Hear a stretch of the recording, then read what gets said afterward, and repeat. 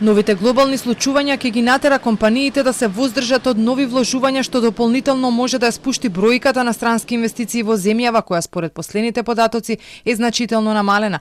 Експертите коментираат дека во ваква ситуација, кога постојано се отвараат воени жаришта, парите на инвеститорите наместо во производство ќе завршат во воена индустрија, односно за оружје, сектор кој кај нас не е доволно привлечен. Целата индустрија не оди веќе во производство, туку оди во одбрана.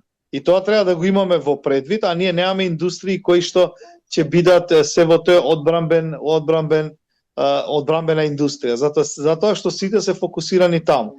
Гледате, автомобилската индустрија веќе во Европа има големи падови, а ние да не забораваме дека токму тие странски инвестиции претежно беа во ова категорија. А сега тие веќе инвестициите ги префрлуваат во одбранбени инвестиции. Последните податоци на Народната банка покажуваат дека лани имало над 700 милиони евра помалку странски инвестиции во однос на 2024-та.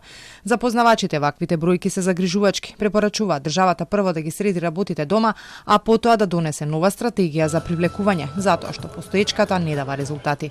Политички зборуваме, ние немаме некое добро тло на кое што би привлекле странски инвестиции. Тоа треба да бидеме реално.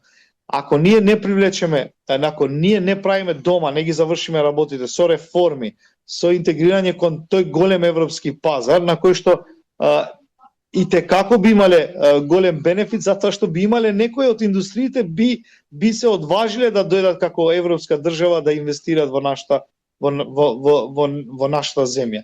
Неодамна првиот човек на ТИРС во топ тема кажа дека падот на странските инвестиции кај нас е поради тоа што се префрлаат пари во матичните компании. Зошто во 25-та компаниите од Македонија даваат заеми на... Најверојатно да им помага на компаниите во странство. Македонија извесен период нема стратегија за привлекување инвестиции. На нова се работело, но Димовски не прецизираше кога точно ќе биде готова. Последно се пишуваше дека компанијата Гентерм во Прилеп ќе отпушта вработени, дура го затвори погонот. Аптив пат до крајот на годинава треба да замине. Сепак надлежните уверуваат дека се преговара со нови компании.